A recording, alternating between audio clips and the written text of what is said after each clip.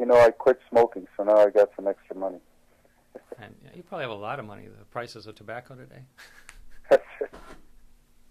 Thanks, Doctor. Okay, you're welcome. I couldn't believe that. I went to look at the prices of cigarettes because I sent a bunch of things to some Marines over in Afghanistan that I was supporting, and they wanted cigarettes, which of course I didn't buy because I had this. I just couldn't buy cigarettes. I didn't really feel I could buy cigarettes and send to somebody. But the cost of cigarettes was, last time I saw it, was maybe like $2, and now it's over $5 or $6 a pack. I'm like, wow. And it's supposed to go up, which is probably a good thing. So the last question we were looking at was had to do with dental revision. So that means they removed mercury. Time allotted for you to dial has been exceeded. I got to get the speaker there. And root canals, and so they changed. They took the mercury out of this person's mouth, and in the informed consent that he signed, they were saying that Candida takes methyl mercury and converts it into inorganic mercury, and then the bacteria take inorganic mercury and convert it into methyl mercury. Inorganic mercury would be the form that would be in the filling. Methyl mercury is a much more deadlier form, and the form that is associated with a lot of diseases and neurological damage, etc.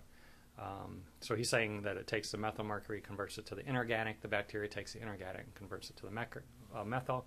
And so there's this cycle. I've seen one study that kind of is, the explanation of the study in the abstract is very confusing, and it tends to reflect this.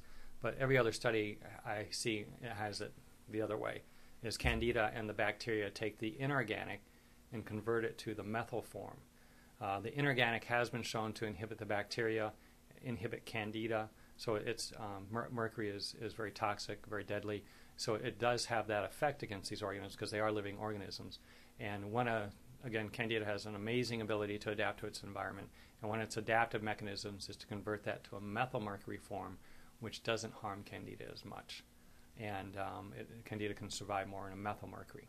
Well, also methyl mercury will affect other bacteria and destroy them, but they're going to these bacteria have an amazing ability to adapt. So the research I've seen actually shows it the other way as far as the Candida.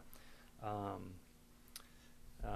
so to go on with his question, my first antibiotic at 15, streptomycin, saved my life, but I have been plagued by fungal problems from multiple antibiotics for chronic sinus infections ever since, and I'm now 77.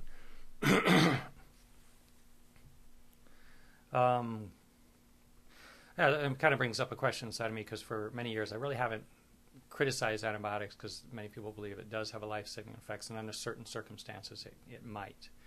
But what we have to address is that at the same time we're creating a lifelong imbalance in people. So in one end, if someone was a burn victim and they lose the natural protective barriers of the skin, and antibiotics are used, this is one of the major first findings in antibiotics was burn victims and how remarkable so many more people survived. But what was never addressed that you can create lifelong problems in these people. So we acknowledge that they can save lives, and they do, but it's never addressed that they can create fungal problems and endocarditis, chronic arthritis, chronic heart, chronic vision, chronic vaginal. It's just so many chronic problems. Autoimmune disease. Most autoimmune is believed to come from the gut. You upset the microflora balance. You can have autoimmune diseases that'll kill you. So, and also sinus infections, it's very much related to the use of antibiotics. The Mayo Clinic in 1998-99 said 96% of all fungal and sinus infections were fungal, and they're being treated with antibiotics. Well, that only makes the problem worse, creates all these effects that we discussed here, and you can see I would say the streptomycin early on actually created other problems, which he sought medical treatment for, which then was treated with antibiotics, which created more and more problems. So now he's looking to get out of that. And he says, now that all my mercury is gone, I trust that with your program I will finally have the health, energy, and memory I should have had all along. That's what we're here for. That's what we're working for. And anybody who has come to our site, McCombsplan.com, you find that when you call us, we're there. We respond to emails. We have live customer service, people who have done the plan, people who answer your questions. If they can't answer, they come to me. We get people the answers. We have an incredible amount of support for people. So we're supporting people all the way through the plan and even after the plan. We have people who 2 years, 3 years, 4 years, 6 years down the road, call them, I did your plan, and I was wondering if you could help me out with a problem. So we answer that. We try to help people out. Not that we're trying to create this kind of global response that way, but we're trying to help people, and we find that the plan helps many people with many problems. So if you have, if you ever have questions, if you have a question today, the number is 888-236-7780. Our next question. Is it virtually impossible to get sick without the presence of Candida? Candida can definitely facilitate that process through many of the mechanisms that we've discussed here and more. It can weaken the immune system. It suppresses the immune system. And it's one of the things that is in the research we're putting out, that, again, the medical profession thinks only when the immune system is suppressed can you get Candida. But Candida causes immunosuppression. And so all it takes is antibiotics. All it takes is something to initiate that.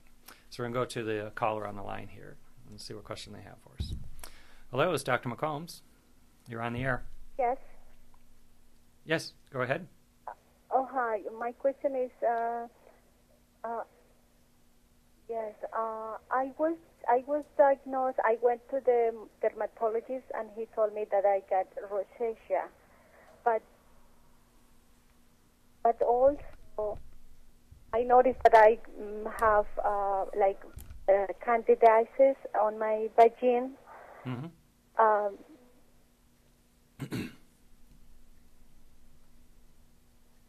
Also, and this rosacea on my face is getting really bad. I have a lot of acne. Okay. So do you think that it is due to the candidiasis? So she has a skin condition and also vaginal candidiasis, and that you have the vaginal candidiasis shows that you have a systemic infection, and symptomatically it's showing up more in one tissue than another. The rosacea, which is a chronic inflammation of the skin, which creates patches of redness, which sometimes increase, is definitely due to a pro-inflammatory response. So this could be a chronic immune response caused by Candida, because it creates a chronic immune response. It can be allergic responses, which Candida can manipulate the immune system. And it definitely, what it really represents in the larger scheme of things is that you have an imbalance in the natural bacterial flora of the intestinal tract, of the vaginal tract, of the skin. You have a lot of inflammation in the body. You have immune system dysregulation. All of those things are related to Candida. And sometimes what we've seen in people who have done a Candida cleanse, the McCombs plan, is that all these areas are benefited by the plan, but there may also be some initial help. Now, there are bacteria that are supposed to be on the skin, and many people are using antibacterial soaps, which is a very bad thing, because the bacteria on the skin help to prevent this type of inflammatory response, help to create the proper response should the skin be cut. But when we lose that good bacteria, then we can have ongoing inflammation of the skin. So this can be rosacea, eczema, psoriasis. These are all very common. Many times people with rosacea, it goes to the large intestine. There's not enough good bacterial flora there, overgrowth of Candida. You're not producing butyric acid to protect the digestive tract. So you have a lot of things that show that you have a digestive system that's imbalanced. So that needs to be addressed, and that's one of the things the McCombs plan addresses, in addition to eliminating the Candida, is to balance the digestive tract. Sometimes with those problems, you're also going to need to do some other things. Colonics have been shown to be very effective with people who have eczema, psoriasis, rosacea. So making sure the bowels move. When we have people do the plan, we like to see people moving their bowels 3 to 4 times a day. What most people don't realize, that's textbook. Again, we're into physiology, normal. Most MDs think 1 a day is normal. Again, it just demonstrates a lack of the basic physiology of the body, the knowledge of the basic physiology. And so we have to work to get the bowels to move. You should have a bowel movement when you wake up. The main detoxification organs of the body have been working while we've been sleeping. It takes a lot of energy while we sleep to detoxify the body. We use up a tremendous amount of energy while we're sleeping. And then you need to establish balance. So you need to keep the bowels moving. You should have a bowel movement after every meal. So theoretically, that's the physiology. That's the normal physiology of the human body. So make sure your bowels are moving, restore the normal